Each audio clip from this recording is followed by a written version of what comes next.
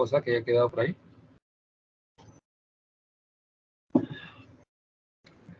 ¿No hay preguntas? ¿Está todo claro? ¿Mm? Nada. Entonces, si no hay nada, entonces, si ponen sus pulgares, continuamos con los contenidos de la sesión de hoy. Como no vamos a poder desarrollar los contenidos al detalle, entonces vamos a hacer lo más esquemáticos posibles para tratar la mayor cantidad de temas. ¿Ya? Bien, empecemos entonces. Estamos hablando de la Grecia antigua, ¿ya? De Roma y la Edad Media. En esta sesión vamos a hablar de los fundamentos de lo que llamamos la civilización occidental. ¿Cuáles son esos fundamentos? La cultura clásica, y cuando decimos clásica estamos hablando de la cultura grecorromana o grecolatina, y el término clásico hace referencia al ejemplo o modelo aplicado en las distintas épocas de apogeo de culturas o estados de la misma civilización occidental, en Europa y en América, ¿ya? Incluso aquí mismo en el Perú, en una época de gran cantidad de recursos, el gobierno de esa época hizo un edificio enorme en el centro de Lima que tiene toda la influencia griega y romana. ¿Mm? ¿Qué edificio hay en el centro de Lima que parece un edificio romano? ¿Nada? Nada. No conocen Lima, ya no importa. También en esta sesión vamos a hablar de el cristianismo, cómo surge el cristianismo como una religión que surge en el Imperio Romano, ¿ya? Y también la cultura germánica, que es producida por las grandes invasiones que se realizan en Europa desde el siglo III después de Cristo hasta el siglo X. ¿Ya? Es constantes oleadas de pueblos invasores. La primera está asociada a los pueblos que destruyen el Imperio Romano Occidente, y la última gran oleada es la de los vikingos. ¿Está claro? Ya, un aspecto teórico. Listo, el mapa de la Gran Grecia. ¿Ya? Tenemos zonas bien identificadas. Por un lado tenemos la zona de Creta, que es la zona donde se desarrolló por primera vez la civilización avanzada en Grecia. ¿Ya? Esta es la zona de Creta. Esta es la zona de Jonia. Voy a desactivar este chat. No sé cómo.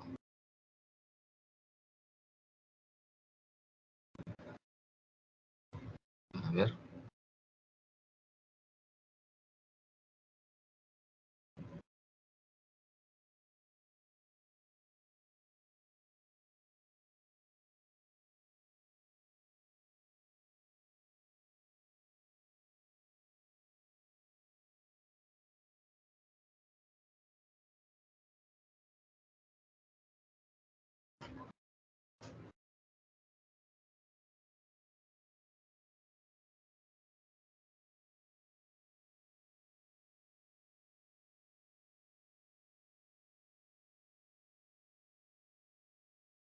Ya está, seguimos entonces. Desactivé porque estaba volviendo loco el ruido de los alumnos que están haciendo preguntas, creo que en el sistema de consulta académica. Bien, regresamos por acá. Entonces tenemos estas zonas de Grecia, ¿no? Que les había marcado con el color. Esta zona se llama Jonia, ¿ya? Esta es la zona de Jonia. Luego tienes la zona de Ática, cuya principal ciudad es Atenas. Luego tienes la zona del Peloponeso, cuya principal ciudad es Esparta. Y aparte tienes lo que se llamó la Magna Grecia, que son una serie de colonias establecidas por la Liga del Peloponeso en lo que sería el sur de Italia y la isla de Sicilia. ¿Está claro? Y en los colores ustedes pueden ver las distintas ubicaciones de los pueblos de las tribus que conforman el pueblo helénico, ¿ya? Y estos triángulos en verde son los grandes santuarios, ¿ya? Olimpia, Delfos, Delos, y acá está todo esto.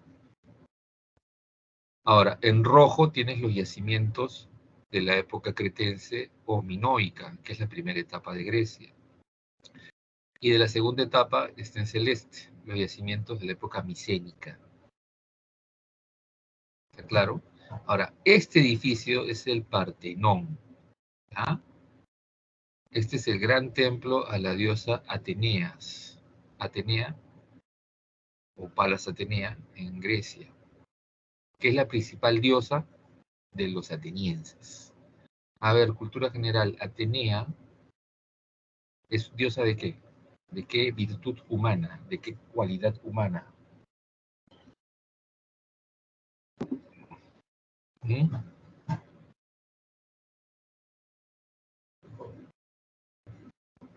Nada.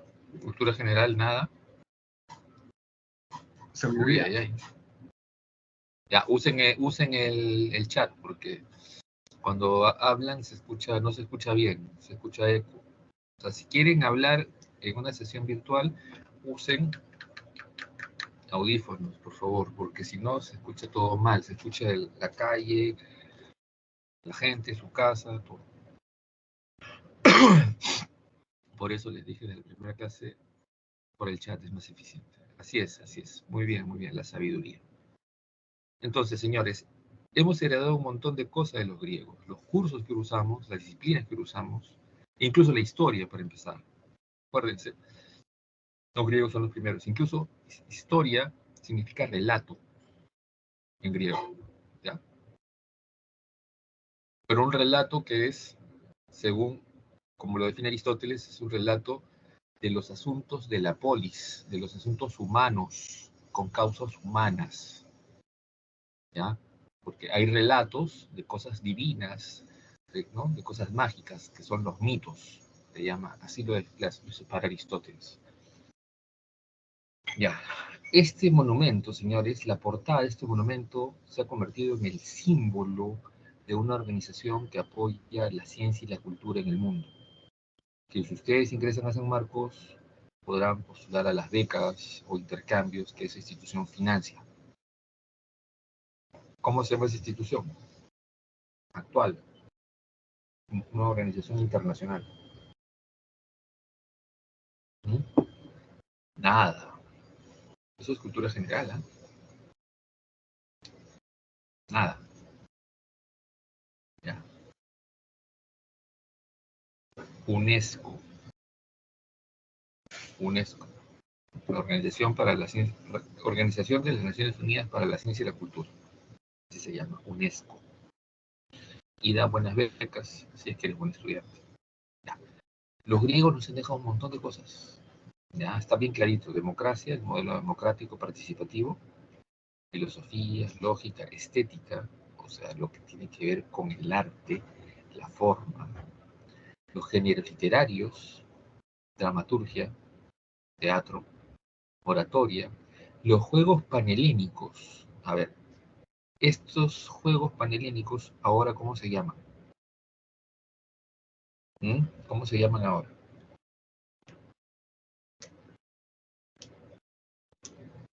Nada. Olímpicos, muy bien. Los Juegos Olímpicos. Y el método científico, pues.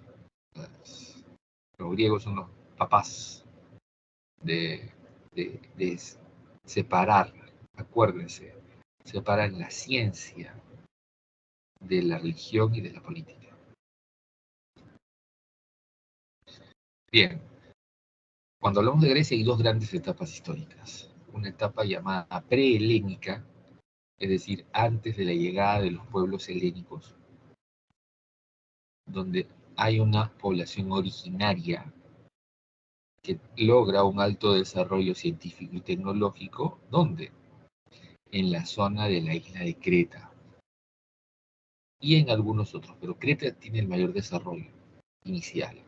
Estos pueblos originarios logran civilizarse y organizarse dentro de una red de pequeños principados o reinos controlados por comerciantes. Y por eso este periodo se le dice que es gobernado o tiene una forma de gobierno llamado talasocracia, que significará el gobierno de los comerciantes. Ahora, este periodo duró muchos siglos, ¿ya? Y los distintos reinos o gobiernos se articularon en una red de comercio. Y algo interesante, por eso sus ciudades no tienen murallas, ¿ya?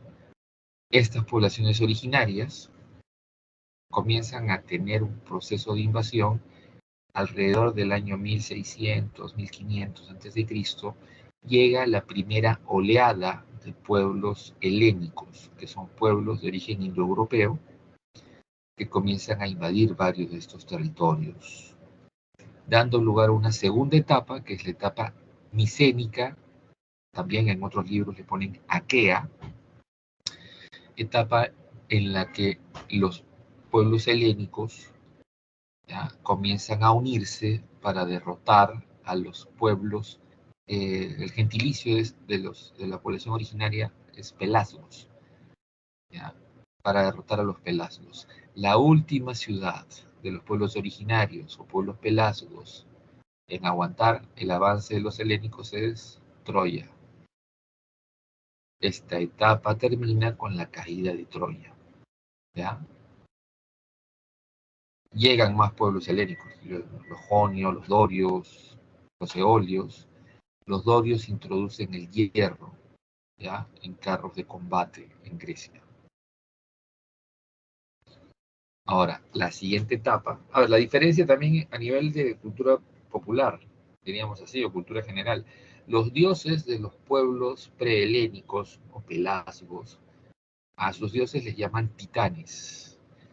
En cambio, a los dioses helénicos les dicen dioses del Olimpo, ¿no? Panteón de los dioses olímpicos, se dice así.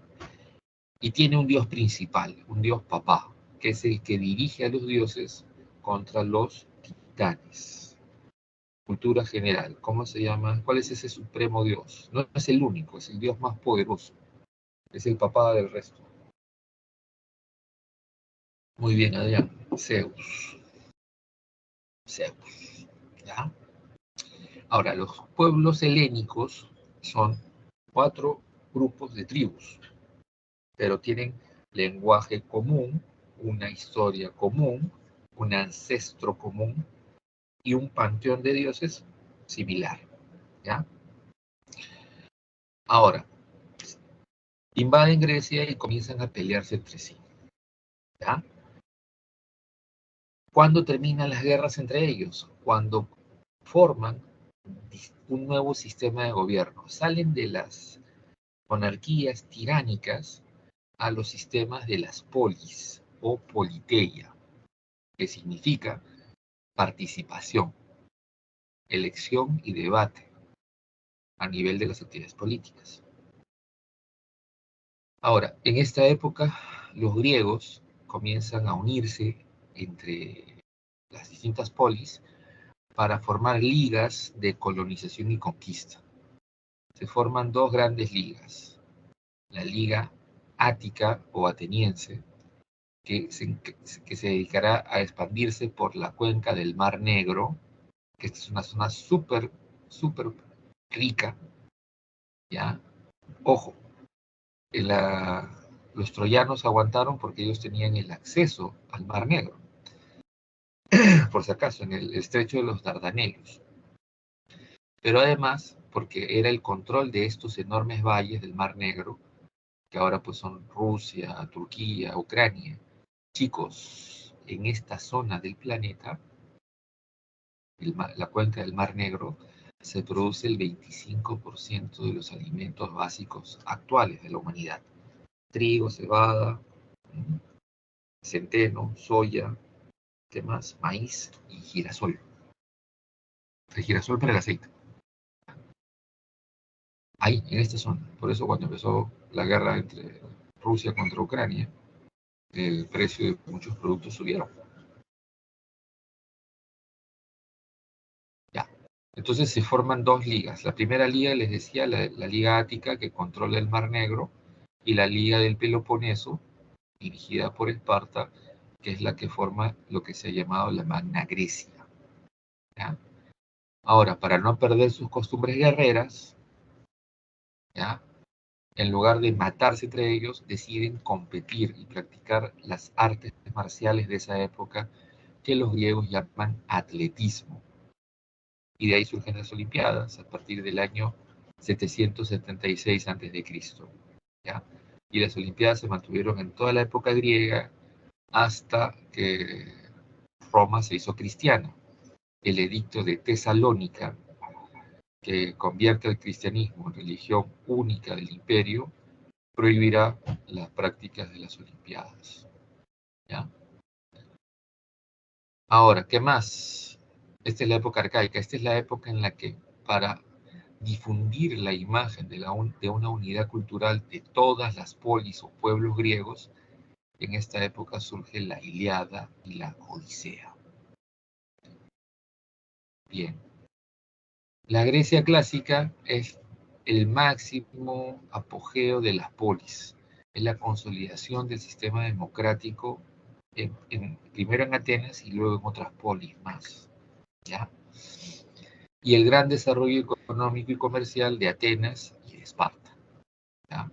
Pero también es una época de grandes conflictos entre, primero, los griegos contra los persas y luego entre los mismos griegos, ¿ya? Pero esta también es una época de gran apogeo científico y cultural. Esta es la época de Sócrates, Platón, ¿no?, Herodoto, Tucídides, Tales de Mileto, hasta Aristóteles, ¿ya?, los grandes genios. Y el otro periodo, el último periodo, es el helenístico. Terminadas las guerras del Peloponeso entre los griegos están extremadamente debilitados y eso dará lugar a que desde Macedonia, ya, conquisten Grecia, la sometan y la integren al imperio que va a formar Alejandro. Bien, esto de acá lo pasamos porque está fácil.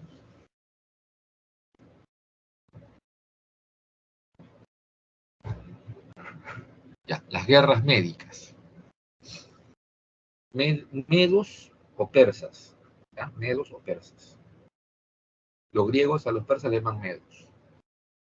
¿Ellos cómo se llaman a sí mismos? Iraníes. Los romanos le pusieron persas, los griegos le pusieron medos. ¿Ya? Entonces, el imperio persa está en un proceso de expansión, controlando cada vez más territorios y sobre todo conquista Asia Menor, esta zona que era Jonia. ¿Ya? El resto de griegos no se metió. Pero luego hay un problema. En Mileto hay una rebelión contra la ocupación militar persa. Y los persas acusan a Atenas, ¿ya?, de apoyar con armas esa rebelión. Acto seguido, Persia declara la guerra a Atenas y su liga.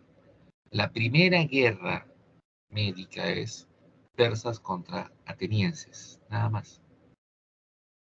Y paralelamente los persas hacen un tratado de paz y no agresión y apoyo comercial con los espartanos y su liga, ¿ya? Así que no estaban muy unidos los griegos, como algunos autores dicen, ¿no? Entre ellos se peleaban. Esta primera guerra médica termina con la gran victoria de las fuerzas atenienses en la batalla de Maratón. Es una paliza. Los persas pierden por goleada. 10 años después, Jerjes, hijo del rey Darío que perdió Maratón, Jerjes es un ejército enorme. Es el ejército más grande que se haya visto en el planeta. Y ese es el ejército que ataca en 3 frentes. ¿Se acuerdan de las Termópilas? Ya. el otro es al mismo tiempo, ¿eh? En un lapso de un mes, atacan. En la primera ganaron los griegos, pues, ganaron los atenienses, la liga ateniense, la primera. En la segunda, también ganan, pero ya no solo los atenienses. En las Termópilas, ese paso es defendido por el ejército de la Liga del Peloponeso. Cuando el rey Leónidas se da cuenta de que por ahí va a pasar un gran ejército persa, Leónidas toma una decisión estratégica. Originalmente no eran 300, eran más de 10.000 griegos. Ordena que las tropas de la Liga del Peloponeso se unan con las tropas atenienses. Y él, con los 300 soldados de la guardia que lo espartana, son los que aguantan ahí, mientras el resto se repliega y se une, ¿ya? Ahora, al mismo tiempo, otra parte, otro frente del ejército persa ataca a Atenas y destruye la ciudad. Pero los atenienses se salvan porque se unen, se juntan en la Acrópolis. En medio de la ciudad de Atenas hay una montaña con una fortificación, y ahí se refugiaron, ¿ya? Y ahí está el Partenón, el templo de Atenas, Atenea. Y paralelamente, la tercera línea de ataque persa, la flota, se agarra con la flota griega unida en la batalla naval de Salamina. Y ahí pierde por goleada. ¿Ya? La victoria persa en las Termópilas y en Atenas no es nada con el desastre de su flota. Su enorme y gigantesca flota es destruida.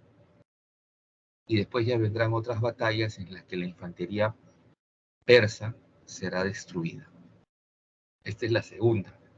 Ahí sí ganan los griegos unidos.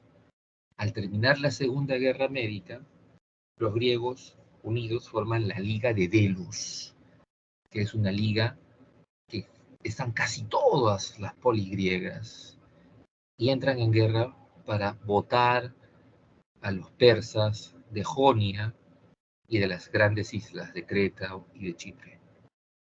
Y lo logran, los votan, ganan por goleada los griegos, ¿ya?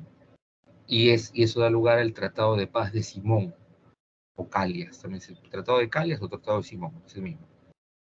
Mediante ese tratado, los persas devuelven los territorios ocupados y no van a comerciar ni a negociar en esa zona del mar Egeo. ¿Ya?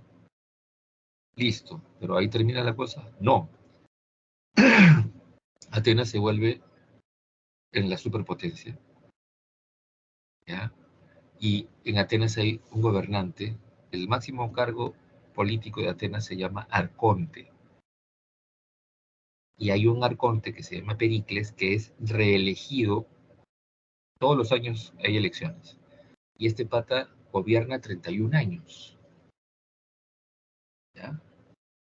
Y él durante su gobierno hace un montón de obras y mantiene una política de carácter populista. ¿Y qué es el populismo? Obras públicas, embellecimiento, control de precios, vivienda social, ¿ya? Un crecimiento muy fuerte de las redes comerciales y de la riqueza. Y Pericles decide contratar a los máximos arquitectos e ingenieros para hacer el Partenón, por si acaso, y embellecer Atenas. Y él decía que quería que Atenas sea más bonita que Babilonia. Casi lo logra, ¿no? Ahora, el problema es que Pericles usa el dinero de la Liga de Delos. Ese dinero, o sea, todas las polis ponían una cuota y se guardaba en Atenas. Y esa cuota era por si acaso viniera otra guerra contra los persas. Pero Pericles usa ese dinero, convirtiendo a Atenas en una ciudad pues, sumamente hermosa, y su poderío comercial y cultural es sin comparación, ¿no? No hay punto de comparación con nadie en esa época. Pero eso genera otro problema. Más problemas, rivalidades, enemistades. ¿Con quién? Con Esparta. Hasta que otra guerra más. ¿Y por qué se da la guerra? Porque varias polis de la Liga del Peloponeso se quieren salir de ahí y pasarse a la Liga Ateniense. Y los espartanos no lo permiten. ¿Ya? La primera guerra del Peloponeso es porque la polis de Platea se quiere pasar al lado ateniense. Y Esparta entra en guerra con los dos y les pega a los dos. Años después, algo similar. Será la polis de Argos, que se une a Atenas, y Esparta le pega a los dos. En la tercera, ¿ya? Los atenienses se preparan muy bien. Hacen una nueva flota, más barcos, más tropas, y atacan a varias, a las colonias en la Magna Grecia. Colonias de los espartanos. Los espartanos se asustan y recurren a su viejo tratado de amistad y cooperación con los persas. Y le dicen a los persas, oye, hay que unirnos. Hay esa frase de política que Maquiavelo pone en su libro El Príncipe: el enemigo de mi enemigo es mi amigo. Ya. Los espartanos le piden apoyo militar a los persas y a cambio le dicen, si ganamos te quedas con toda Jonia y todo lo que conquistaste antes. Y eso pasó. Esparta y Persia se unen y le pegan a los atenienses. Esparta se queda con control político y comercial de Grecia. Los persas controlan otra vez Jonia y Asia Menor. Ahora, el poder y hegemonía espartana tendrá problemas. Muchas polis se rebelan. Hay un constante clima de guerra en Grecia. Hasta que desde Macedonia, que es un país, que es otro país, si se dan cuenta, está en el norte, los macedonios no son griegos, pero se dan cuenta de la debilidad de Grecia. Así que el rey Filipo II de Macedonia, acá está su cara, convence, se va a aliar con algunas polis y se va a pelear con otras para controlar Grecia. Les va a cobrar un cupo para mantener la paz. Así de loca es la historia, ¿no? Ahora, a la muerte de Filipo, su hijo decide vengarse de aquellas polis que se enfrentaron a su padre. ¿Quién es su hijo? Alejandro. Por si acaso, Filipo, cuando llegó a Atenas, todo el mundo sabía que en Atenas existía el más grande científico académico de la antigüedad,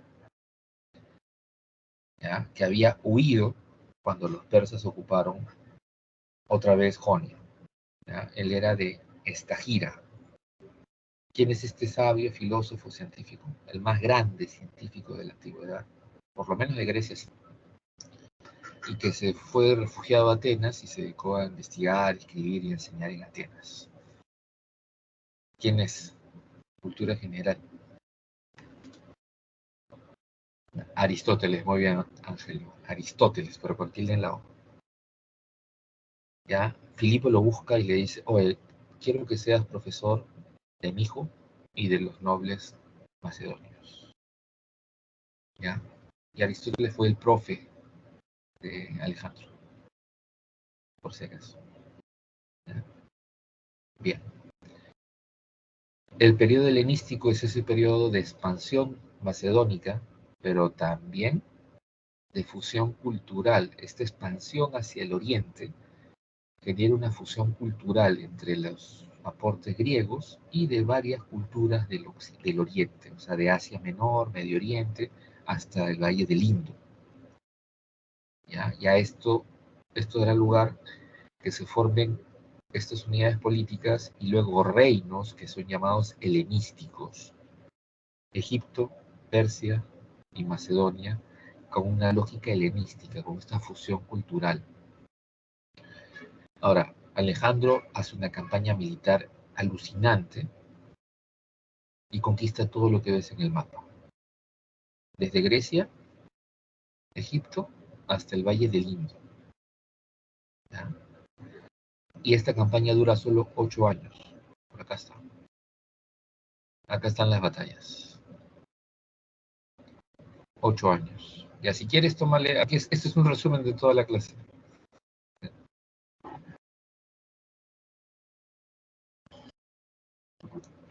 Pero toda la clase, pero en la época helénica. Ya. En la batalla de Graníco, Alejandro comanda un ejército de macedonios y de griegos y derrotan a los persas en Asia Menor. Luego, en Isos y en Tiro, los botan de Medio Oriente y Alejandro ingresa a Egipto. Hay pocas batallas. Alejandro más bien en Egipto es coronado como faraón. Luego se va a Mesopotamia y en la batalla de Gaugamela derrota a los persas en Mesopotamia y los bota. Luego sube a la meseta del Irán, Irán actual, y en la entrada de Persépolis derrota a las tropas persas en la batalla de la Puerta Persa o batalla de Persépolis. Logra una especie de acuerdo con muchos nobles persas, ¿ya? Y continúa sus conquistas. Ahora, no la pasa muy bien en la zona de lo que ahora sería Afganistán. Es una zona montañosa, las tribus no quieren negociar con Alejandro, y Alejandro hace algo que no quería, que es casarse. Alejandro, por si acaso, Alejandro Magno era gay, abiertamente gay, y tuvo que casarse para lograr una alianza con varias tribus de esa zona, que en esa época se llamaban Bactria y Sogdiana, que actualmente serían Afganistán. Y logra un acuerdo, una alianza y tropas. Y con eso refuerza su ejército y baja al valle del Indo. Y en la batalla de Hidaspes, el ejército de Alejandro, a pesar de ser muy inferior, la diferencia era de 10-1 frente al ejército de los príncipes del valle del Indo. A pesar de esa diferencia, Alejandro gana. Y esos príncipes derrotados le juran lealtad a Alejandro y le dan ofrendas y tributos. Y lo reconocen como su emperador. Ahora, Alejandro quiere seguir conquistando, pero sus generales y asesores le dicen, oye, está complicado, porque la India es selva o es montañas, y en las montañas no nos ha ido bien, y en la selva tampoco. Así que mejor mantenemos estos controles a través de los tributos y ofrendas y conquistamos otro lugar. Ahora, Alejandro convertirá a la ciudad de Babilonia en su capital, que es la ciudad más hermosa del mundo en ese momento. Acuérdense, los jardines colgantes y todo eso. Alejandro se trasladará a Babilonia y en Babilonia Alejandro muere. Hasta ahora nunca se encontró la tumba. Alejandro muere de causas desconocidas a los 33 años. Y la mayoría de fuentes indican que no hay descendencia, no tuvo descendientes, porque obviamente eso no le interesaba, no era su opción. Muerto Alejandro, sus generales se dividieron el imperio. Y el general Ptolomeo, que era uno de estos educados y filósofos macedonios, se convierte en el faraón de Egipto, dando lugar a la última dinastía egipcia, la dinastía ptolomeica, cuya última faraona o reina será Cleopatra, ¿no? Que dentro de un ratito hablamos de ella, ¿no? Bien, hasta aquí, ¿alguna pregunta?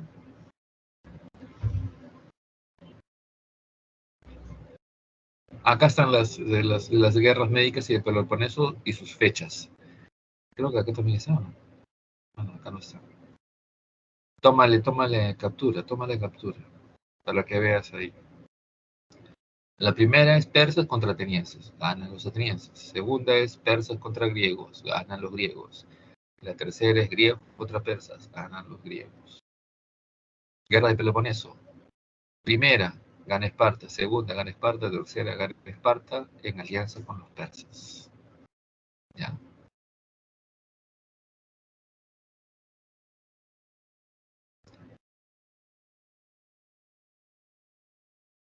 ¿Cuál de las alianzas? La alianza entre Atenas y Esparta. Es que miren, muchos de estos libros de academias hablan de que los griegos eran pueblos unidos, ¿no? Se andaban peleando. Toda la edad oscura, hasta inicios de la edad arcaica, la andaban mal y peleándose. Y el mejor acuerdo es eso, ya, tú conquista para allá, o sea, ya, espartanos, conquisten hacia el occidente y atenienses conquisten hacia el oriente, ya. Listo. Eso fue lo mejor que pudieron hacer, porque si no, se seguían sacando la mugre. Y cuando entraron los persas, se vio eso, ¿no? Para que los espartanos se unan a los persas es porque odiaban a los atenienses. Entonces, por si acaso, tengan cuidado, porque en muchos libros se habla de que los griegos eran hermanos, eran pueblos hermanos. Eran culturalmente hermanos, sí, pero eran Caín y Abel, ¿ya? Si alguien sabe quiénes son estos personajes bíblicos.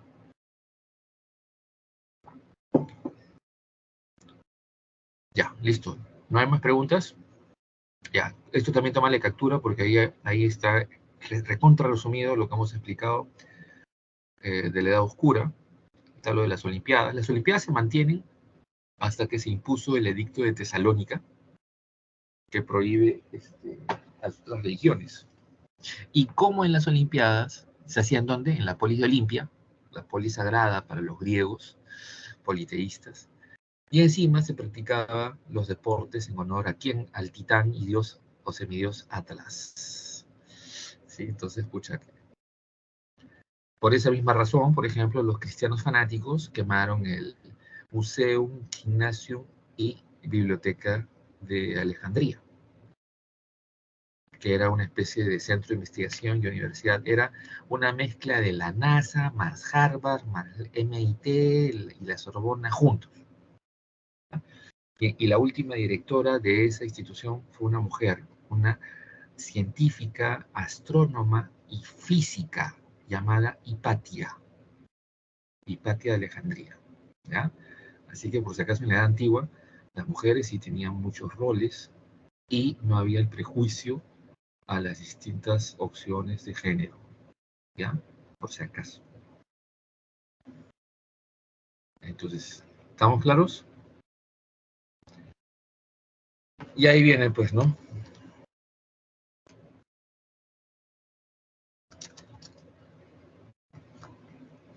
Y ahí vienen los otros detalles que les había estado explicando.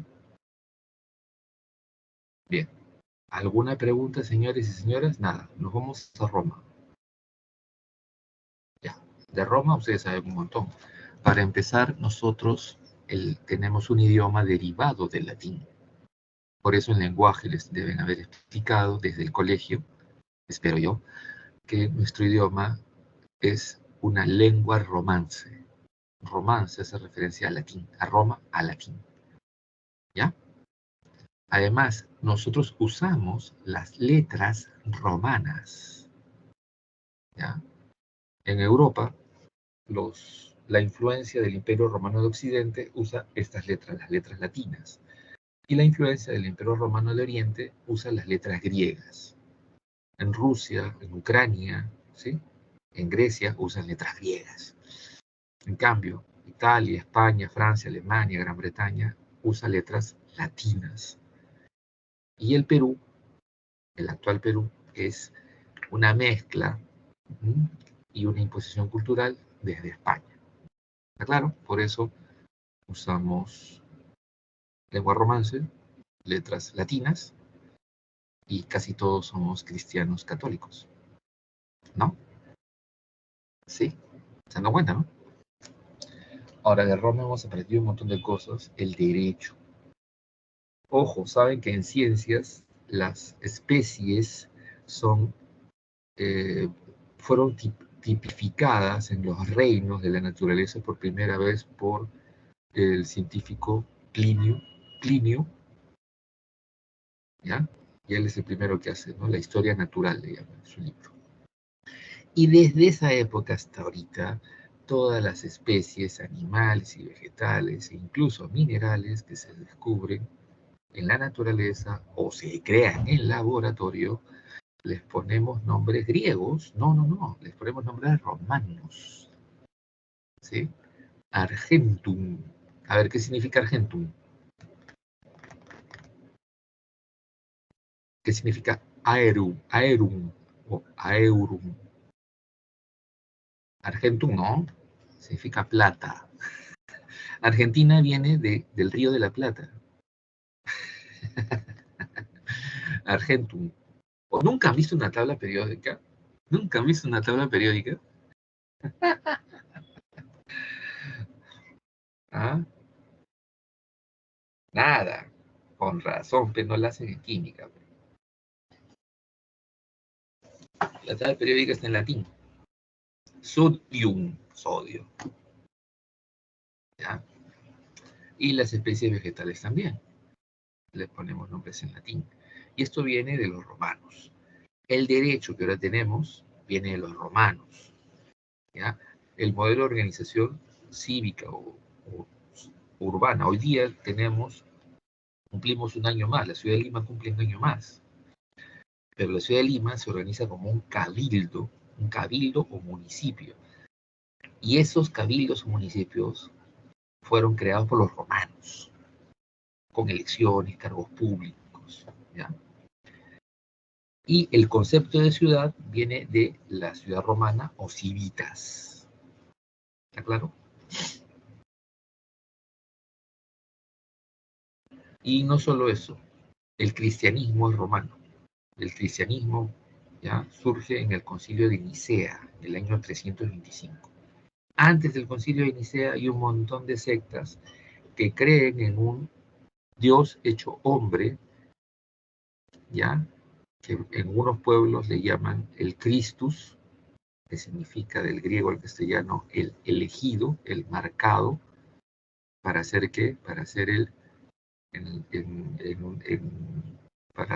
algunos pueblos le llaman el elegido, el marcado, el ungido, el Mesías, ¿ya?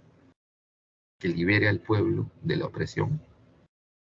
Y en hebreo, el término en hebreo es Kal-El. Kal-El, a ver, ¿qué superhéroe de los cómics se llama Kal-El? ¿Ya? En su planeta tiene un nombre, Kal-El. Superman, pues. Superman es Kal-El, el elegido, el salvador. Entonces, hay un montón de pueblos entre el siglo II, siglo III, que creen en este elegido, en este Mesías, que una a los pueblos para enfrentarse a la opresión romana. ¿Ya?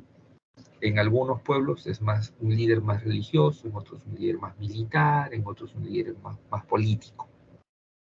Pero hay un montón ya estos, los romanos les llaman cristianos, a todos.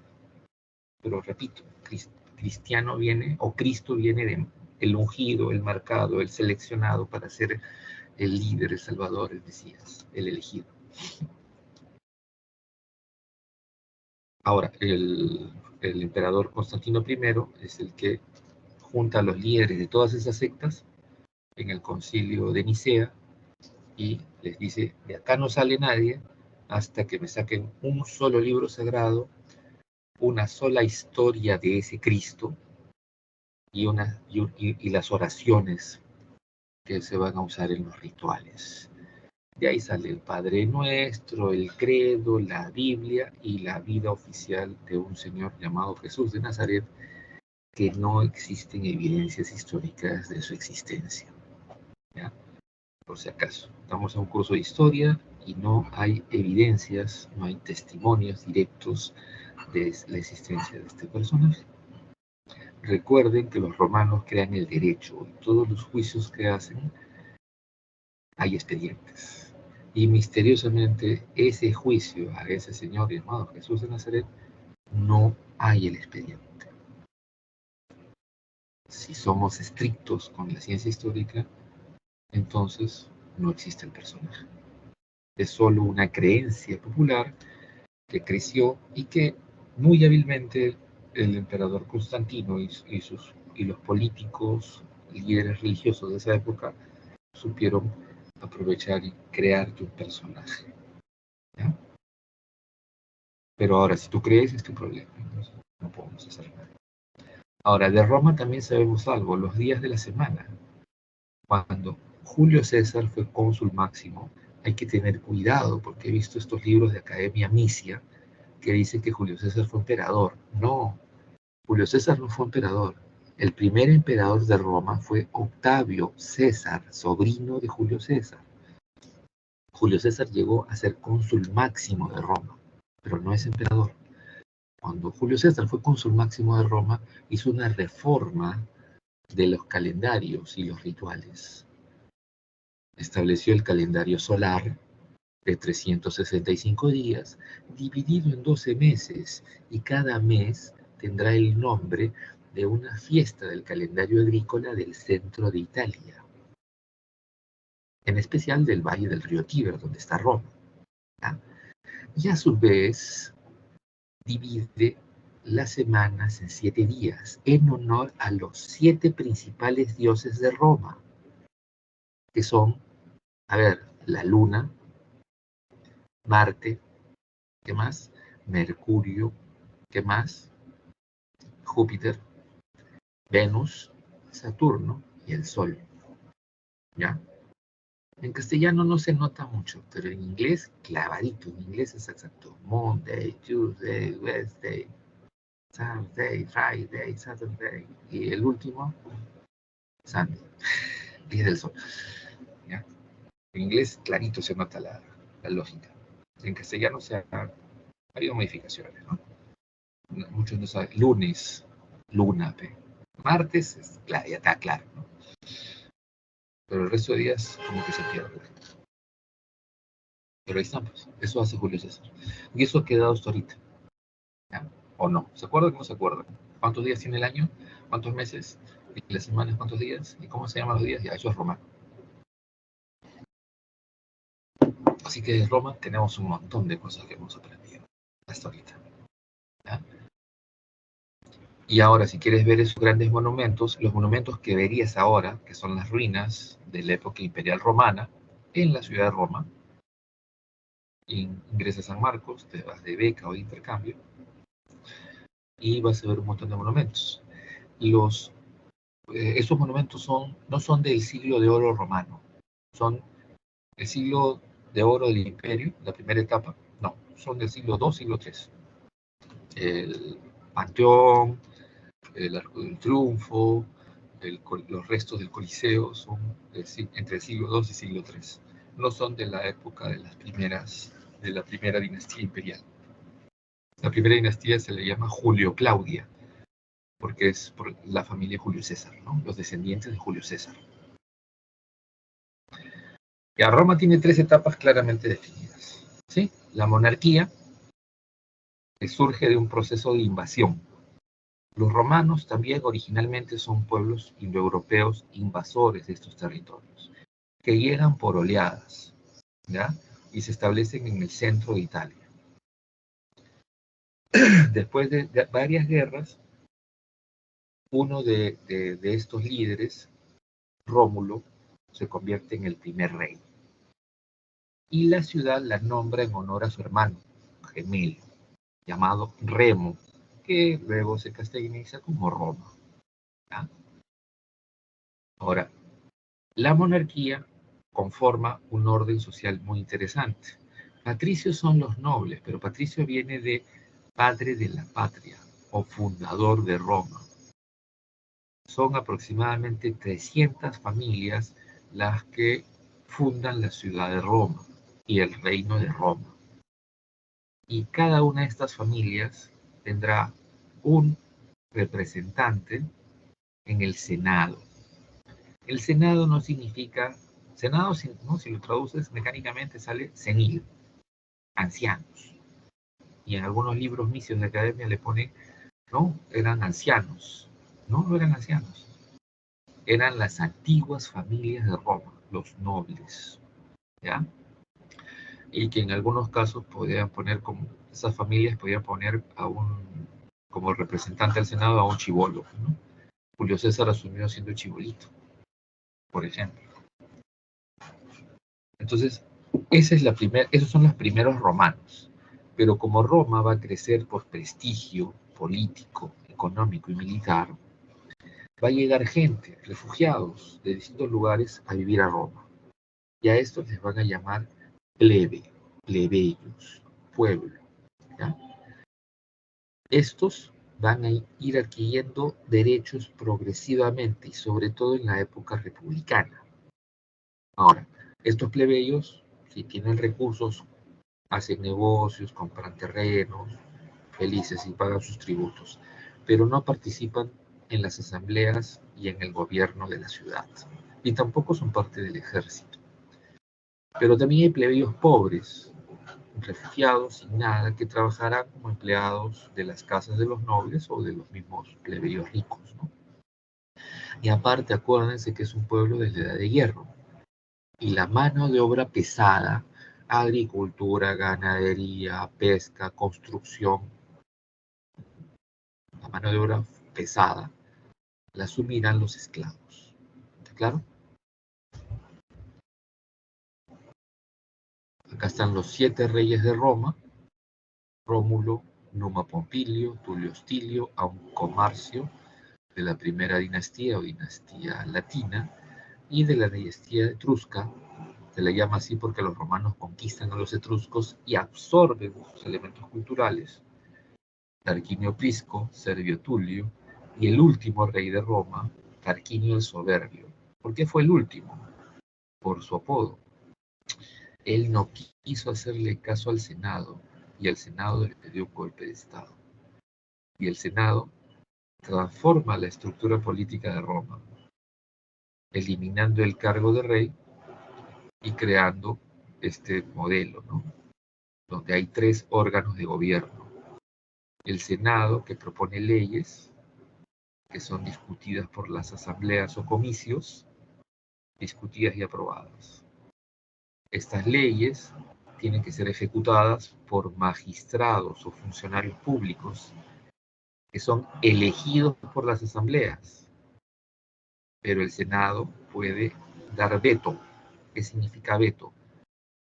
Si ese pata que la asamblea ha elegido para un cargo X no tiene capacidades, no tiene los estudios, no tiene la experticia para ese cargo, el Senado lo puede vetar, lo puede rechazar y decirle a la asamblea: oye, elige otro, porque este no cumple con los requisitos. O sea, de esa manera, de controles y pesos, como dice el conde Montesquieu en su libro El espíritu de las leyes de 1748, esta es la base del sistema de división de poderes. ¿Está claro?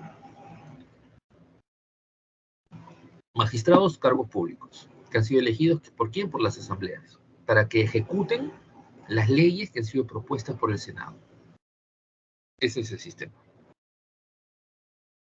Ahora, como dice María, según las leyendas de Roma, Rómulo manda a matar a su hermano Remo por violar una serie de leyes.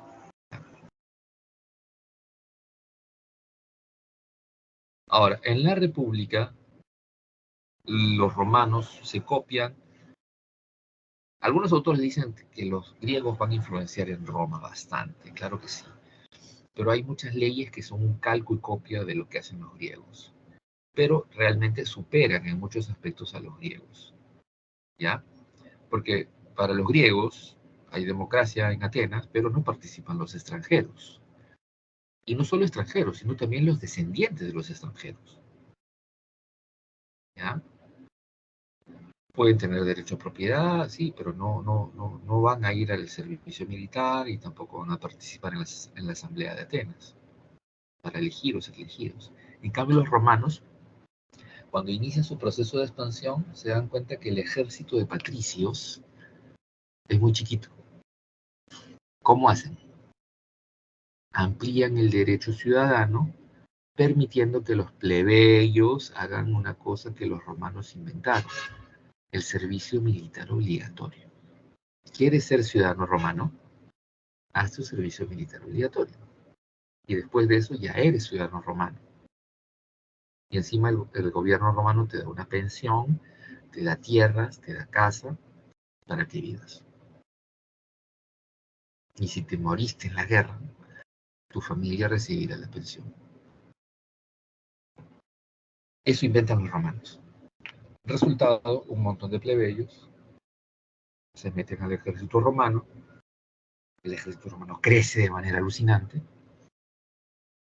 y con esa maquinaria militar, ¿sí?, Roma conquista un montón de territorios. ¿Sí? La unidad base del ejército se llama legión, que es más o menos lo que ahora sería una división del ejército. Entonces, ahí está. Y Roma comienza a dar una serie de modificaciones legales para ampliar la base ciudadana y generar estos derechos de igualdad. Los romanos crean este sistema de derecho, ¿ya? Y la idea de la ley.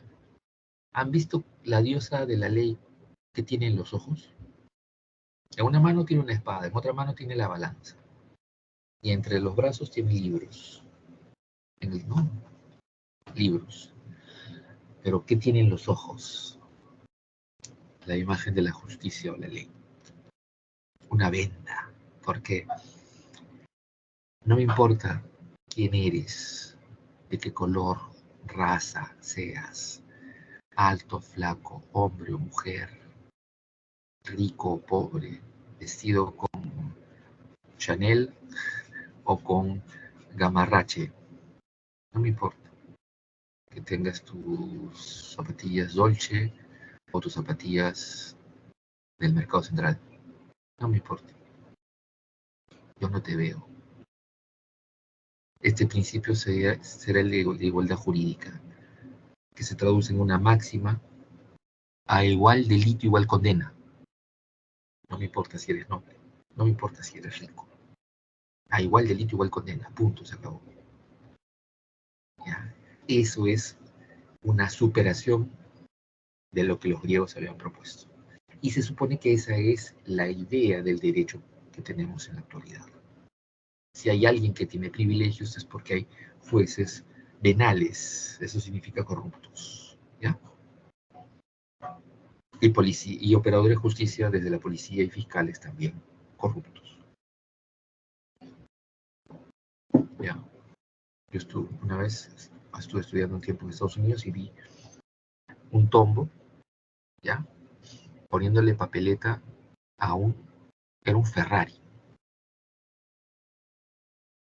¿ya? Y tienen que esperar porque era zona restringida. Puso papeleta, esperó unos minutos, y yo estaba afuera sentado ahí en las mesitas de una cafetería. Me gané con eso.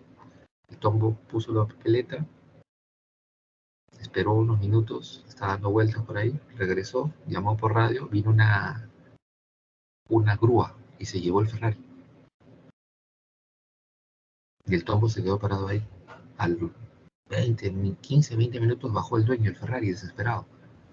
Y el tombo le dio dos papeletas. Acá un policía ve un carro de lujo, ni se acerca. Esos son los prejuicios y la corrupción. Pero eso lo crean los romanos y les funciona. Les funciona tanto de que su sistema funcionó por varios siglos. Ahora, a lo largo de la República hay más leyes que permiten la igualdad social, ¿sí? La ley Licinia Sextias, que permite que los plebeyos tengan cualquier cargo público hasta el máximo cargo, que es el consulado. La ley Canuleia, que permite el matrimonio mixto. Esto, ojo, ya existían este tipo de relaciones, pero no eran legales. Y por tanto, los hijos de estos matrimonios mixtos se quedaban sin herencia. Entonces, generaba un problema social. Los romanos se dieron cuenta de eso, las autoridades, y vieron estas normas. Y la ley Uljunia, que permite que los plebeyos lleguen a los máximos rangos en las prácticas religiosas romanas. Esto es la idea de la igualdad, del derecho romano. Y durante la República, con esto, pueden crecer a nivel de lo que llamaremos expansión territorial. Primero, consolidan su dominio en Italia, y luego fuera de Italia. Las grandes islas, estas grandes islas que están acá, que estaban bajo el control de los cartagineses. Cartago es la tercera etapa de la cultura fenicia, ¿ya? Y los cartagineses, luego de la gran debilidad, ¿no?, de los griegos, los cartagineses expanden sus redes comerciales por todo el Mediterráneo. Y los romanos quieren seguir conquistando. Y obviamente les toca, pues, conquistar Sicilia, Córcega y Cerdeña, que están bajo control comercial cartaginés. Y empieza lo que se ha llamado la Primera Guerra Púnica, ¿ya? Punio es el nombre que los romanos le dan a los cartagineses, ¿ya? En la Primera Guerra Púnica, Roma le quita todo esto a los cartagineses. Años después, en Cartago, el general Aníbal Barca hace un ejército enorme que va desde África, entra a España y derrotan las guarniciones romanas en España, en Francia, cruzan los Alpes, ingresan a Italia y en sucesivas batallas le sacan la mugre a los romanos. La última batalla es la batalla de Canas o Cannae. Los romanos pierden por goleada, pero el ejército cartaginés al mando de Aníbal no puede ocupar la ciudad de Roma porque tiene un enorme sistema de murallas. Aníbal no puede hacer eso, así que regresa a Cartago y el contraataque romano. Resultado, la batalla de Zama, donde Roma gana por goleada y los cartagineses negocian la paz. Pagarán tributos a los romanos, se volverán aliados a los romanos, y así se mantuvo por algunas décadas, hasta que Roma entra en guerra. Acá están Roma está en guerra con los griegos, ya en el Mediterráneo oriental. Están peleando al mismo tiempo contra los macedonios, los griegos, ¿ya? Y los romanos están preocupados porque ¿por qué aguantan tanto los griegos? Y comienzan a analizar las cosas y se dan cuenta de que si los griegos tienen siempre recursos y armamento para enfrentarse a los romanos, es porque existe la red comercial dirigida por Cartago. Como resultado, el gobierno romano ordenó la destrucción de Cartago.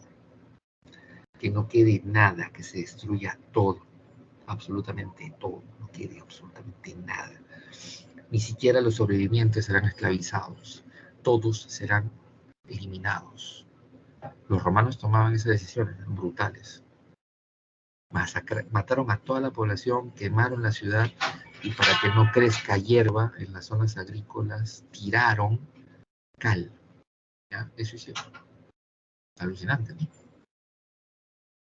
Y después de la caída de Cartago, un montón de pueblos del Mediterráneo comenzaron a negociar con Roma. Los galos se vuelven aliados de los romanos, los íberos, los celtíberos, los béticos en España, ¿ya? Los hebreos, los egipcios, los sirios y un montón de polis griegas comienzan a negociar con Roma tratados de paz, de alianza, de unidad, de anexión.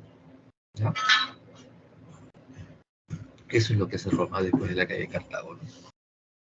Y después de eso, pues nadie va a dudar del poderío de Roma, aumentando en hacer públicos, o sea, los bienes y patrimonio del Estado. Ahora, uno dirá, ya, pues ya creció, ya conquistó, sí, pero vienen otros problemas. Las grandes conquistas han creado dos tipos de conflictos. Los conflictos sociales, porque va a haber gente que se va a enriquecer con las conquistas y gente que a la justa va a tener. En la República, como hay participación democrática, hay partidos políticos. Y hay dos partidos muy fuertes. Un partido que le llaman Partido Popular, que es básicamente de líderes plebeyos, y el partido de los optimates, o nobles. ¿Ya?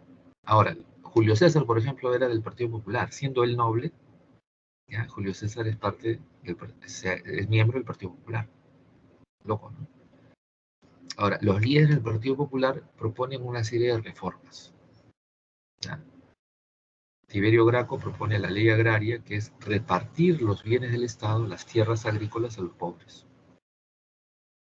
El Senado y las asambleas se rehusaron, provocando levantamientos, movilizaciones, protestas. Ya. Suben los precios de los alimentos, bastante. Hay una inflación en esa época. Cayo Graco propone la ley frumentaria, que controla el precio del trigo, lo reduce.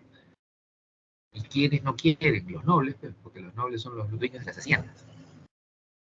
Y ellos dicen, no voy a, ¿qué? Voy a regalar mi producto, mejor no quiero.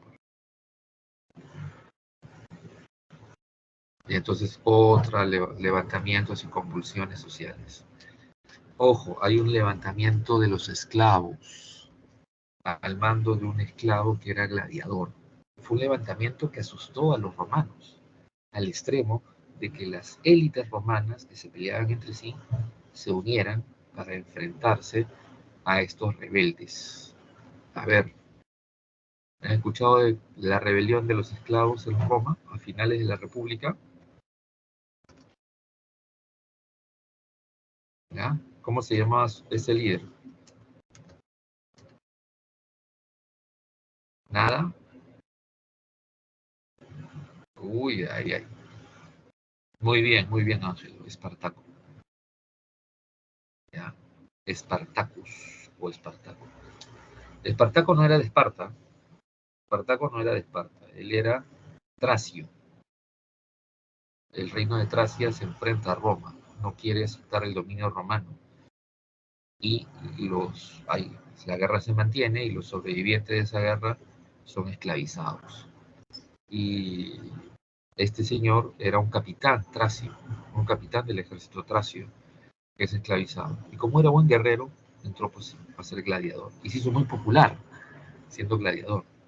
Ojo, había gladiadores que eran esclavos y otros que eran libres. No todo gladiador era esclavo. Ese es otro error también que he visto en libros de Academia Misia. Había gladiadores que se formaban para ser gladiadores porque era un deporte. Y habían esclavos que eran de origen guerrero, eran soldados en sus pueblos, que los convertían en esclavos gladiadores, ¿ya? Por si acaso.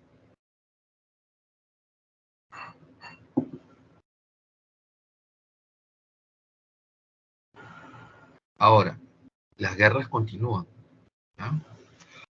Ahora, hay un grupo de militares que considera que deben gobernar sin hacerle caso al Senado, ¿ya?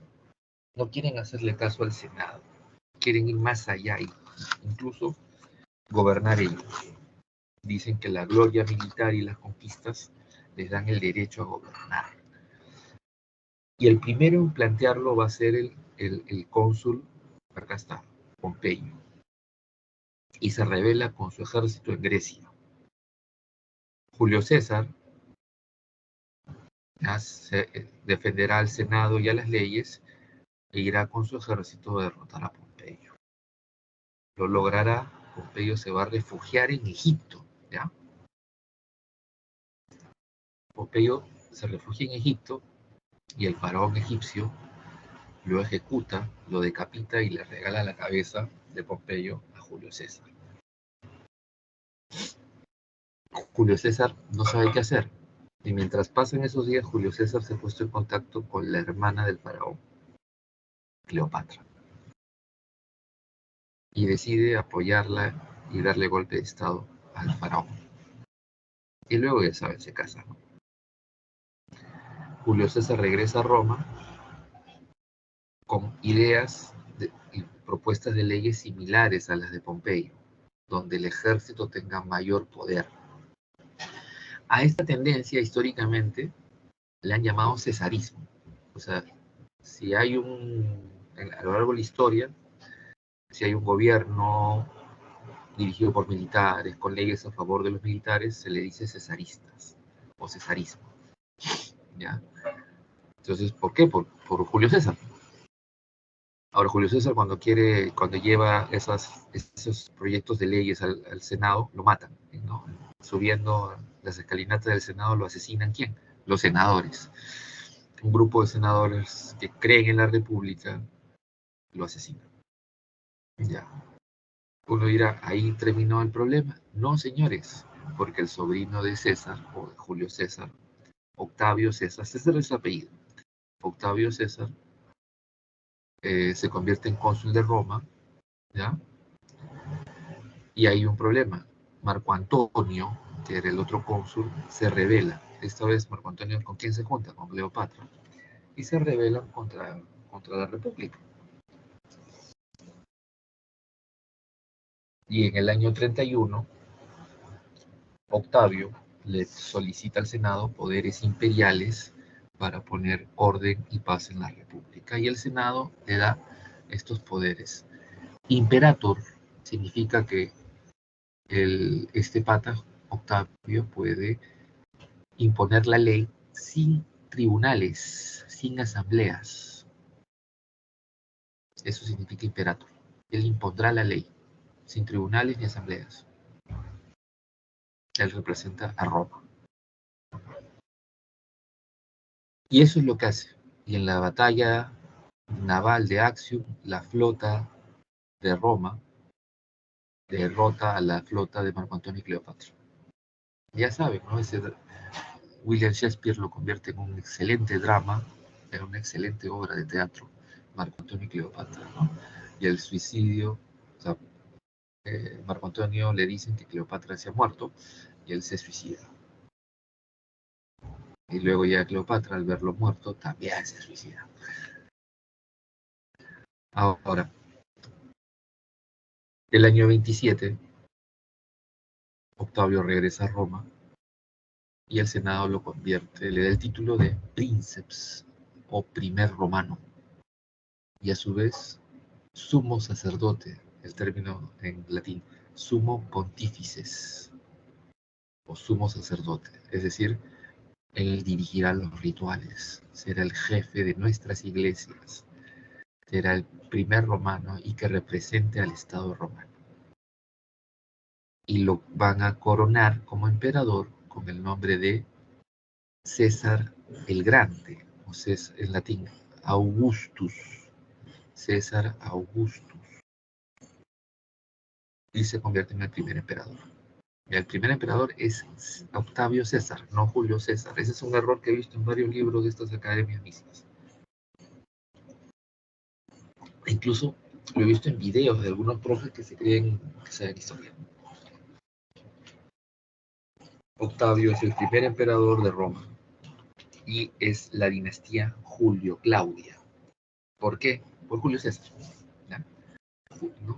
La familia de Julio César, que es Octavio Augusto o César Augusto, más simple, Augusto primero, luego Tiberio, luego Cayo.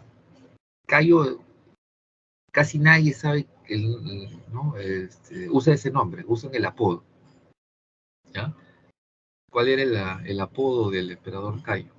Ese al final todo el mundo lo conoce como ese nombre. ¿Mm? Nada, la gente ya no le gusta la historia, ¿no?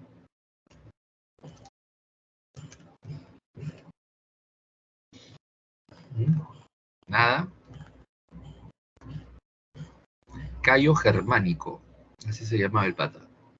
Pero todo el mundo le decía su chapa, su apodo, Calígula.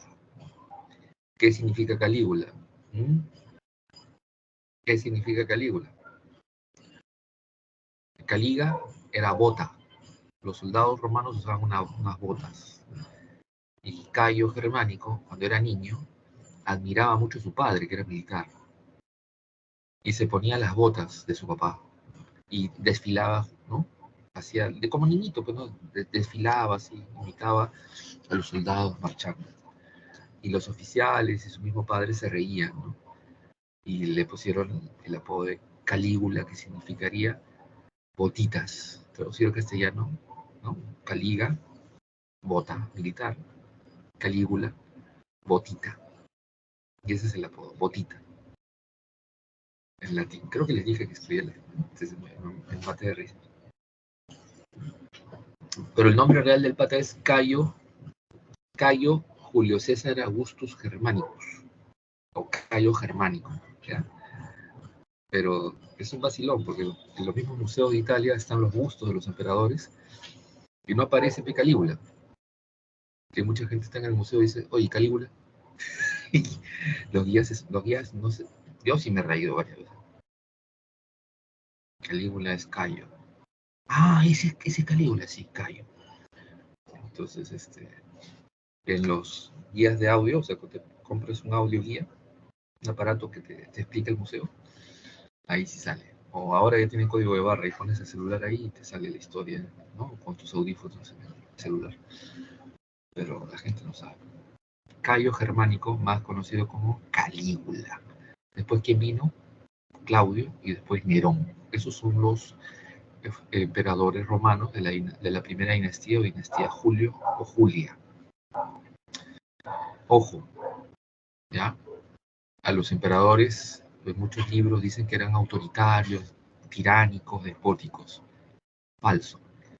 Durante la época del Alto Imperio, ¿ya? Los emperadores están sometidos a la ley. ¿Ya? Alto Imperio, la primera gran etapa, están sometidos a la ley. Y si abusan de su poder, les dan golpe de Estado, ¿ya? Para regresar al orden. A Calígula le dieron golpe de Estado. Y a Nerón también. Y esta etapa del Alto Imperio termina. ¿Han visto Gladiador? Si han visto Gladiador, el último gran emperador romano fue Marco Aurelio. El último emperador conquistador. Su hijo Cómodo, este pata quería ser gladiador, no quería ser gobernante, él quería ser gladiador. Y este pata Cómodo, de chibolo, había ido a una academia para ser gladiador, ¿ya? O sea, él quería ser gladiador. Pero Piñape, su viejo, se muere, su hermano mayor se muere y él tiene que ser emperador. Pero que no quiere ser emperador, o sea, no le interesa las conquistas, no le interesa la guerra, no le interesa el poder. Cuando Cómodo asume el gobierno, lo primero que hace es paralizar los planes de conquistas. Listo, ya no hay más conquistas. El Senado se opone. ¿Por qué se opone el Senado? Porque las conquistas, ¿ya? Es lo que permite que Roma siga creciendo. Sin conquistas no hay nuevos pueblos tributarios, no hay más esclavos, no hay más tierras. ¿Me entienden? ¿Está claro? Entonces, el Senado se opone a esta medida, porque Cómodo dice, ya, declaro una época de paz, ¿ya? Y ordeno se paralicen las campañas de conquista. Y ordeno se celebren 6 meses de fiestas y juegos con reparto de vino y pan en todas las ciudades de Roma para celebrar la nueva época de paz. Lo caso, el Senado se opuso. ¿Qué hizo Cómodo? Cerró el Senado. Un sector de senadores y nobles le dan un golpe de Estado. El problema es que los militares asumieron el control. Y ahí es donde comienza una larga crisis que le llaman la crisis del siglo III, una época de mucha inestabilidad y guerras civiles entre los romanos. Y durante esa guerra, siglo III, durante esas guerras y conflictos, o guerra civil, así de simple, es donde aparecen los bárbaros, porque ven a Roma debilitada y comienzan los bárbaros a tomar posesión en varios territorios de Roma. ¿Ya? Roma incluso se dividió en 4 territorios o 4 imperios. En serio, 4 imperios. Y esa división y crisis termina cuando Constantino toma el control y derrota a los otros emperadores. ¿ya? Y Constantino vuelve a unificar Roma, ya no con capital en Roma, sino con capital en Milán. Eso fue en el año 305.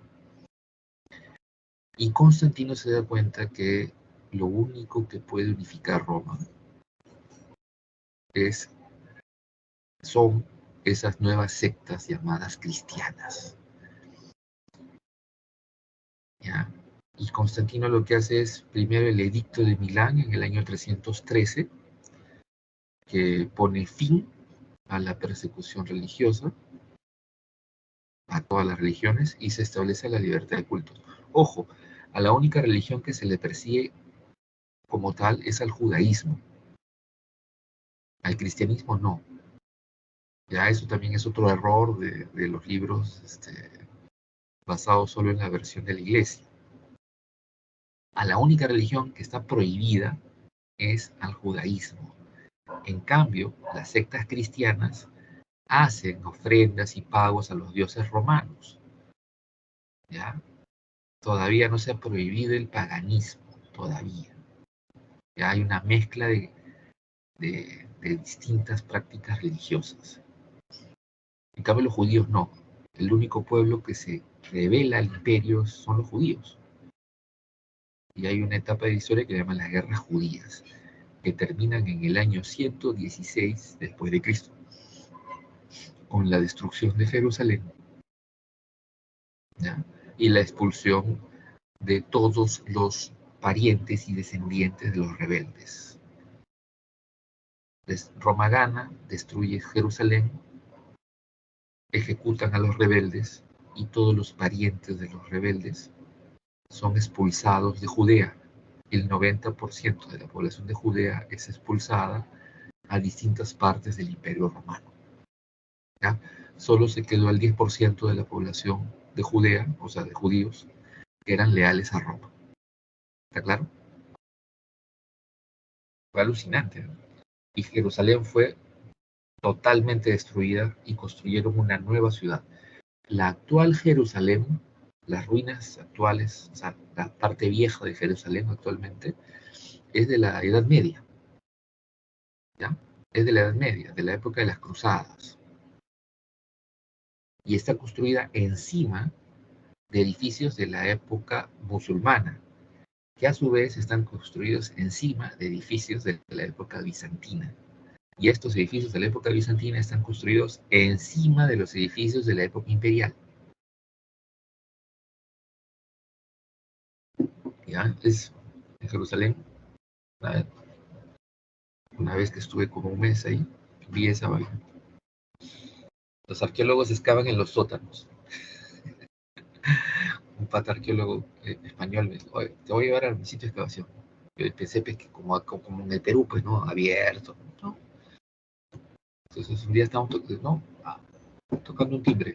Oye, ¿por qué? Espérate. Entramos a casa, una casa común y corriente, de frente al patio de atrás, y en el patio de atrás estaba una puerta de hierro, se abría y entrabas. Bajabas escaleras. Calculo yo que bajamos como 5 pisos. Y ahí estaba su zona de excavación. Y él estaba excavando una zona de la época de Herodes el Grande, que es más o menos... Herodes el Grande es el de la matanza de los niños inocentes. ¿Ya? Si a alguien le gusta la Biblia, alguien sabe, debe saber. Bien. Entonces, Constantino lo que hace es, con el edicto de Milán, permite que el cristianismo, la libertad religiosa, sin problemas. Ahora, Constantino, lo que les dije, ¿no? Junta a todas las sectas, a los líderes de las sectas de sectas cristianas, en el concilio de Nicea 325, y les dice, de aquí sale un solo libro, una sola historia oficial y una serie de oraciones para los rituales. De ahí sale el Padre Nuestro, y de ahí sale el credo largo que se reza en algunas fechas religiosas. Sale la vida oficial de Jesús y la Biblia que ahora tienen los cristianos. ¿Ya? Años después, en el edicto de Tesalónica, el emperador Teodosio disculpen, antes de eso, Constantino es el emperador que pone orden unificando Roma, pero además le saca la mugre a los bárbaros. Pero muerto Constantino, sus sucesores ya no pueden hacer nada con los bárbaros. Los bárbaros avanzan y le sacan la mugre al ejército romano en un montón de batallas. Por eso Teodosio, cuando asume el gobierno, piensa que imponiendo el cristianismo como religión única y oficial puede frenar un poco la expansión del paganismo que traen los bárbaros. Y en el 380 da el edicto de Tesalónica, que convierte el cristianismo en la única religión. ¿Ya? Teodosio, el mismo Teodosio, en el año 395, al ver que la caída está cerca, la invasión de los bárbaros no se puede frenar, Teodosio toma la decisión de dividir el imperio entre sus hijos. A Honorio le da Occidente y a Arcadio le da Oriente, y les dice, vean cómo hacen, sálvese quien pueda. ¿Ya? Así de trágica fue la cosa. Ahora, en Occidente, Honorio y sus sucesores tenían la idea de poder enfrentar a Roma, pero no pudieron y fueron derrotados sistemáticamente hasta desaparecer el imperio de Occidente. En cambio, en Oriente, los sucesores de Arcadio tomaron una decisión crucial. Al darse cuenta que sus ejércitos no pueden derrotar a los bárbaros, los sucesores de Arcadio, emperadores como Valente o Valentiniano, contrataron a los ostrogodos como su ejército.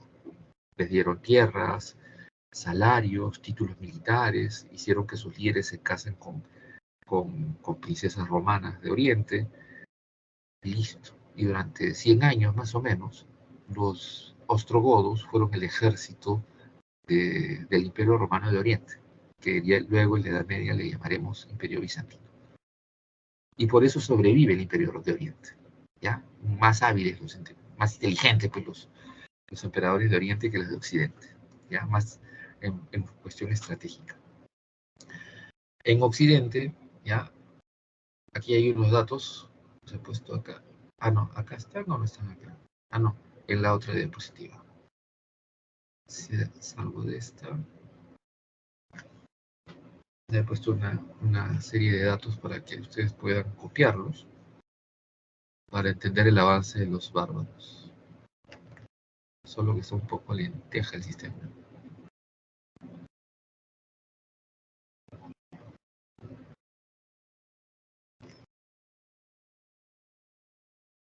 Ya sale, ya sale.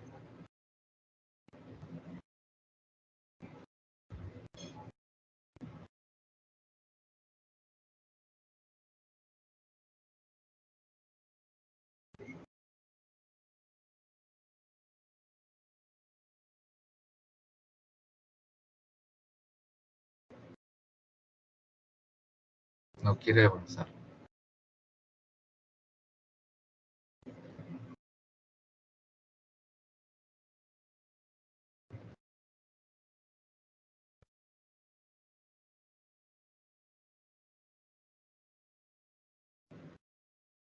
Está cargando más lento que los trenes, que la línea 2 del tren.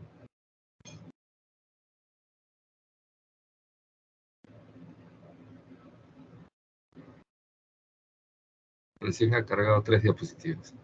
La línea del tren solo tiene 4 estaciones, creo, ¿no?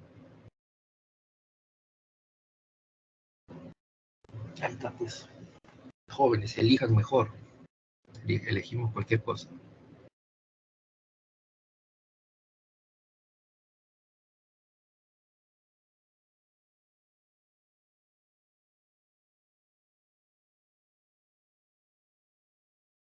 Nada.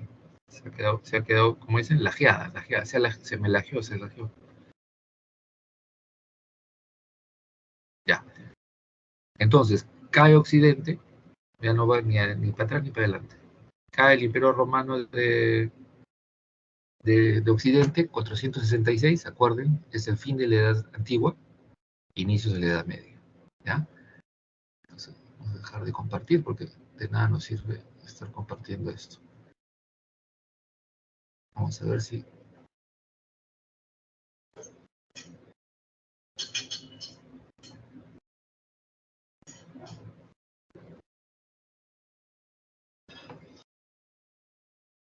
Paciencia y buen humor.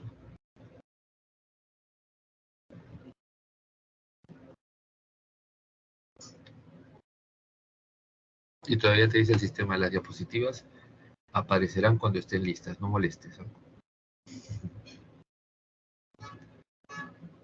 Ya. Hablamos entonces de la Edad Media. ¿Sí? Así es la informática, ¿no? Está pesada la red. Ya. Cuando hablamos de la Edad Media, a ver, mire estas características, ¿ya? Que vamos a verla a lo largo de toda la Edad Media. Permanentes conflictos, invasiones, guerras de conquista, guerras religiosas, dogmatismo religioso. Es exclusivamente europea, ¿ya? Y de la cuenca del Mediterráneo, incluyendo Medio Oriente y el norte de África. Se consolida la cultura occidental, hay una expansión del cristianismo, utilizando mecanismos políticos, militares y económicos. Surgen las unidades nacionales, España, Inglaterra, Francia, Italia, Alemania. Ahí están los fundamentos nacionales de estos países, empezando por el idioma.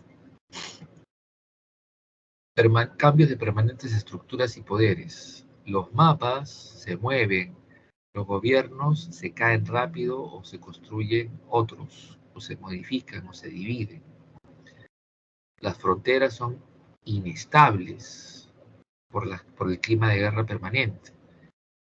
Esta es la época que construye ese imaginario de los estamentos sociales, nobleza, clero, pueblo. Y la iglesia controla la cultura. Y la iglesia controla la cultura hasta el surgimiento de las universidades, ¿no? Las universidades ya es educación laica. Aquí hay unas fechas. Los hunos son los que vienen desde la zona de Mongolia, son los más bravos. En la batalla de Adrianópolis el ejército romano colapsa, ya colapsa por completo.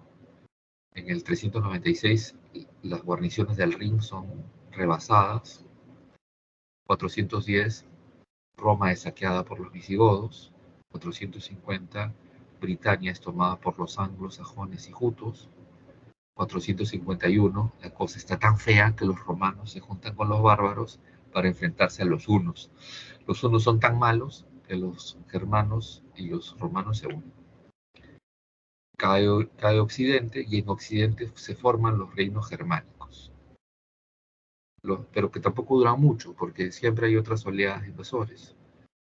Los visigodos serán invadidos por los musulmanes, los ostrogodos por los bizantinos, los vándalos por los bizantinos. Y los anglosajones serán invadidos lentamente por los vikingos hasta que en el año 1066 el duque de Normandía, Guillermo el Conquistador, se convierte en rey de toda Inglaterra unificada. Un vikingo. El único reino germánico que sobrevive es el reino franco. Los francos sí sobreviven a estas crisis y logran entrar a una fase imperial. ¿Ya? Bien, y a eso le llamamos Imperio Carolingio. Aquí tengo un resumen más práctico. ¿Ya? El reino franco que se establece en la zona de Francia, ¿no? Como los romanos le llaman Galias, por eso decimos a los franceses también les decimos galos, y el fundador es el rey Meroveo, ¿ya? Y se habla de una dinastía merovingia. Quien explica bien lo de la dinastía merovingia y la crisis de esta dinastía es el gran historiador franco, Gregorio de Tours, que fue cura, obispo de la ciudad de Tours, y ahora es un santo de la Iglesia Católica. Y él explica esto de la dinastía merovingia y sus problemas, ¿no? Reyes holgazanes. ¿Por qué? Porque quien gobierna es el mayordomo. ¿Qué es mayordomo? Su nombre lo dice en latín, el mayor propietario, el más poderoso. Domus, dominio, propiedad, poder. Mayor, el que tiene mayor poder, mayor cantidad de tierras y tropas. él es el verdadero poderoso de cada reino franco. Y como se ha repartido la herencia, ya no es un solo reino franco. Se convirtieron en 5 reinos francos que se pelean entre sí. Son tan débiles que después de que los musulmanes conquistan la península ibérica, cruzan la cordillera de los Pirineos e ingresan a territorio franco. Y ahí viene la cuestión. Carlos Martel es el mayordomo de Austrasia, de uno de los reinos francos, y él convoca a todos los nobles y guerreros francos y los dirige militarmente contra los musulmanes en la batalla de Poitiers. Esa batalla es decisiva. Si ganaban los musulmanes seguían conquistando toda Europa. Y ahorita hablaríamos árabe, ¿ya? La religión sería la musulmana, ¿no? La islámica.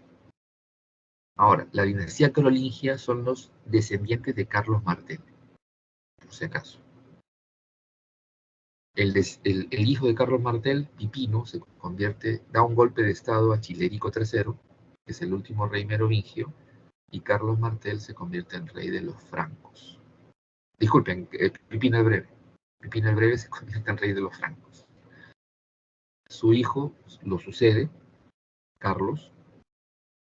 Este Carlos, en el año 800, por haber derrotado a los sajones y a los lombardos, el Papa, ¿ya? Carlos se va a celebrar la Navidad en el Vaticano con el Papa, ¿ya? El Papa, la Navidad del año 800, lo convierte en emperador de Occidente. Y gobernará así, y en vida hereda el título a su hijo Luis. Luis tiene un apodo, el Piadoso. ¿Por qué? Porque a pesar de que sus hijos querían que se reparta la tierra y se rebelaron contra su padre varias veces, Luis les perdonó la vida. A la muerte de Luis, sus hijos iniciaron una guerra civil que terminó con la desintegración del imperio. ¿Ya? Generando un nuevo modelo económico, político y social llamado feudalismo, debilitando tanto a los francos que los vikingos conquistaron París, por ejemplo. Roche, ¿no? Ahora, el Imperio Bizantino. Aquí tenía un apunte de síntesis bien bacán. Imperio Bizantino igual Imperio Romano de Oriente. Duró casi 1000 años. ¿Ya? ¿Y por qué es importante? Miren. Mantuvo la cultura clásica. Fue un freno a la expansión islámica. ¿Ya? Es el estado más longevo. ¿Qué significa? Que es la unidad política, institucional y territorial que duró más en toda la historia de la humanidad. ¿Ya? O sea, esos 1000 años tuvieron una sola forma de gobierno, una sola forma de organización institucional, política y territorial. Ningún otro país. ¿Ya?